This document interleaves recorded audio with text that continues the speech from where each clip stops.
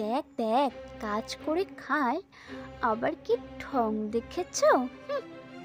হ্যাঁ, ঠিকই বলেছিস। জানিস, 2 বিঘে জমি কিনে ফেলেছে। তাই কিভাবে আর কিনবে বলতো? ওই মানুষের কাজ করেই তো কিনেছে। যত ঢং। বউ, সকাল সকাল আমাকে ডেকে দিও তো, জমির কাজে আমাকে যেতে হবে, অনেক কাজ বাকি আছে, বুঝলে? ঠিক আছে, কিন্তু বলছিলাম যে কালকে তোমাকে যেতেই হবে কাজে, না গেলেই নয়। হা হা হা, কি যে বলো বউ, তুমি তো জানো যে আমার কাজ ছাড়া একদম ভালো লাগে না, আমি থাকতেই পারি না কাজ ছাড়া। তা ঠিক বলেছো। ঠিক আছে, তাহলে তুমি এখন ঘুমিয়ে পড়ো। হ্যাঁ বউ, তুমিও ঘুমিয়ে পড়ো কাজগুলো সেরে, অনেকটা রাত হয়েছে। বউ তো এখনো আসছে না, যাই হোক, আমার ঘুম পেয়েছে, আমি ঘুমিয়ে পড়ি। উনি মনে হয় ঘুমিয়ে পড়েছে। যাই, আমি বাসনগুলো মেজে তারপর ঘুমোবো। উনি না হলে আমার জন্য চিন্তা করবে। তাড়াতাড়ি করে মেজে নেই। উনি যে কি করছেন বুঝতে পারছি না আমি। একটু আগে তো কি জানি বলছিলেন বিড়বিড় করে।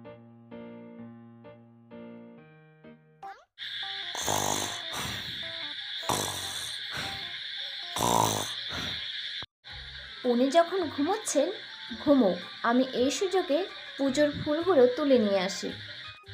কাল অনেক কড়ি এসেছিল গাছে, আজ মনে হয় অনেক ফুল ফুটেছে। আজ অনেকগুলো ফুল নিয়ে আসব। আহ, যা ভেবেছিলাম তাই, কত সুন্দর ফুল হয়ে।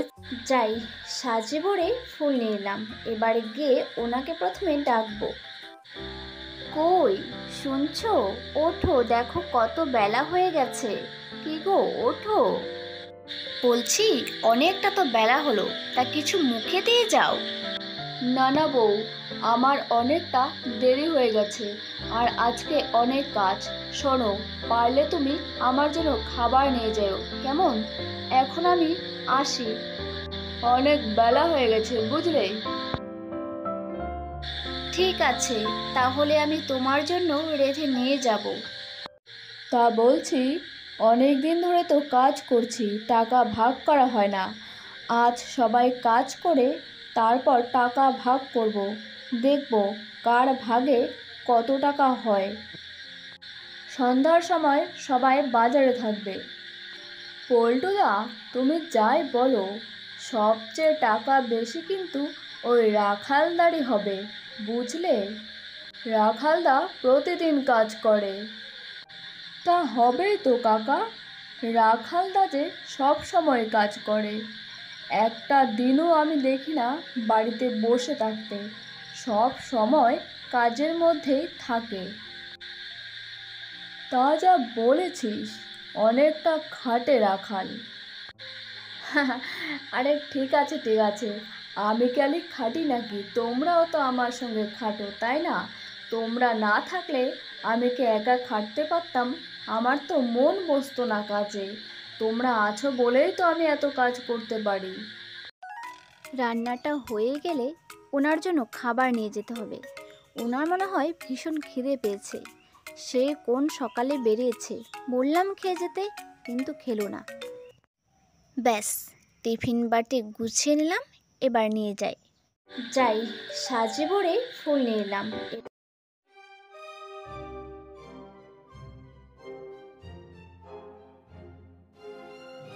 কই, শুনছো? আমি খাবার নিয়ে এসেছি।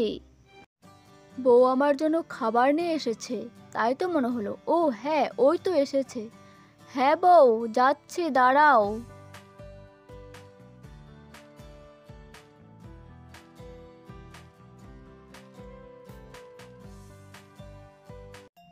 ইস, কত খিদে পেয়েছে।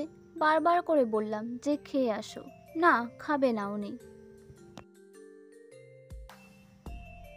বউ, তোমার রান্না একেবারে ভীষণ ভালো হয়েছে, কি বলবো। ও মা, বউ, ওভাবে কি দেখছো গো? কি আর দেখবো, আপনাকে দেখছি আপনি দিনরাত কত কাজ করে বলুন তো আপনি। ধুর, আমি কি একা করি নাকি? তুমি তো বাড়ির দিকে করো আর আমি বাইরে করি। শোনো, আমাকে নিয়ে এত ভাবতে হবে না, বুঝলে? ঠিক আছে মশাই, এখন খেয়ে নিন তো আপনি, তারপর আমরা কথা বলছি। ঠান্ডা হয়ে যাচ্ছে যে খাবার।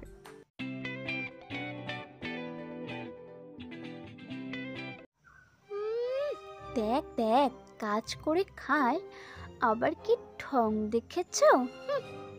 হ্যাঁ, ঠিকই বলেছিস। জানিস, 2 বিঘে জমি কিনে ফেলেছে। তাই কিভাবে আর কিনবে বলতো? ওই মানুষের কাজ করেই তো কিনেছে। যত ঢং।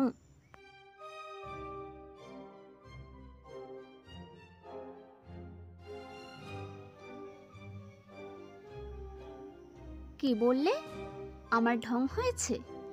তা কোন দিক থেকে তোমরা আমার ঢং দেখতে পারলে? যাই হোক, সেটা আমি বাদ দিলাম। আমরা কাজ করে খাই বলে কি অপরাধ হয়ে গেছে আমাদের? 2 নাম্বারই করে তো আর খাই না। এই, তুমি কি বলতে চাইছো শুনি? আমরা 2 নাম্বারই করে খাই? আমি তো বলিনি যে তোমরা 2 নাম্বারই করে খাও। আমি শুধু বলেছি আমরা তো 2 নাম্বারই করে খাই না। তোমারে তো গায়ে লাগলো কেন? জানো তো, নিজের সম্মান পেতে গেলে লোককেও সম্মান দিতে হয়। না দিয়ে পাওয়ার আশাটা তো খুবই খারাপ। আর এইভাবে কাউকে বলার আগে নিজে আগে ভেবে নেবে যে তুমি কি বলছো।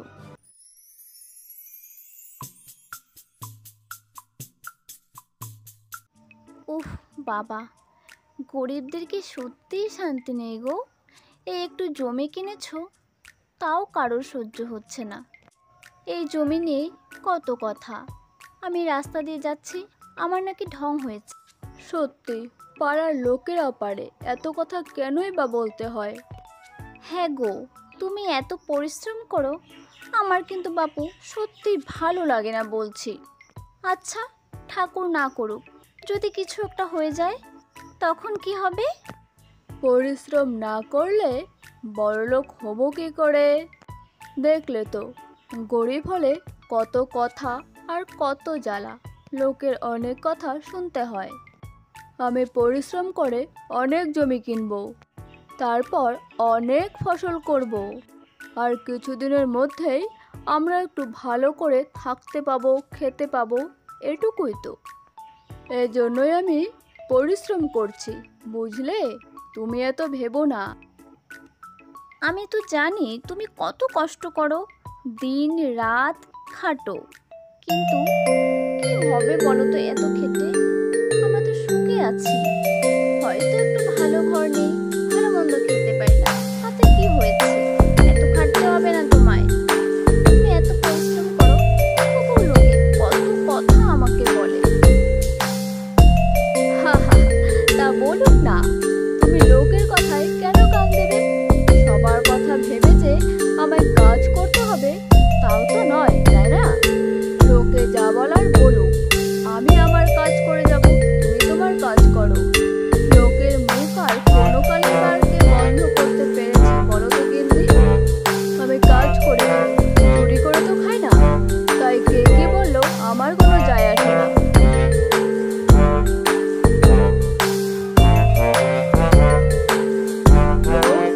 বউ, তুমি জানো আমি এবারে 10 বিঘে জমি কিনেছি। কি, তুমি সত্যি বলছো? আরে হ্যাঁ হ্যাঁ, সত্যি বলছি। দুগ্গা দুগ্গা, মা আমাদের দিকে মুখ তুলে অবশেষে তাকিয়েছে। আমার শতকোটি প্রণাম নিও ঠাকুর। হ্যাঁ গো, তুমি যে এত পরিশ্রম করলে, তার ফল আজ ভগবান তোমায় দিলেন। হ্যাঁ গিন্নি, আর আমি তো জানি যে ভগবান ঠিক কর্মের ফল দেবেনই। যেমন আজ আমি সফলতা পেলাম।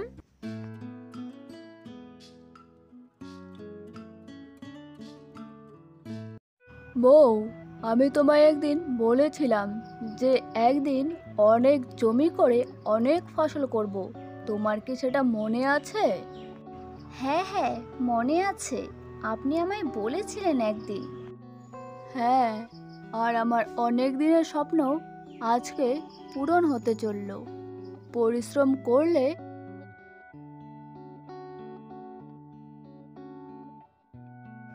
বাবা, দেখেছো দিদি, কত কিছু করে ফেলেছে এরা, আর কত পরিবর্তন হয়ে গেছে। যাই বল, ওই তো কাজ করেই করেছে সব কিছু, তাও ওই লোকের কাজ।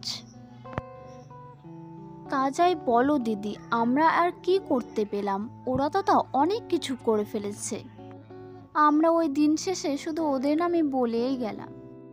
গিন্নি, বলেছিলাম কারো কথায় কান দেবে না। তুমি তোমার কর্ম দিয়ে সবার মুখ বন্ধ করে দেবে।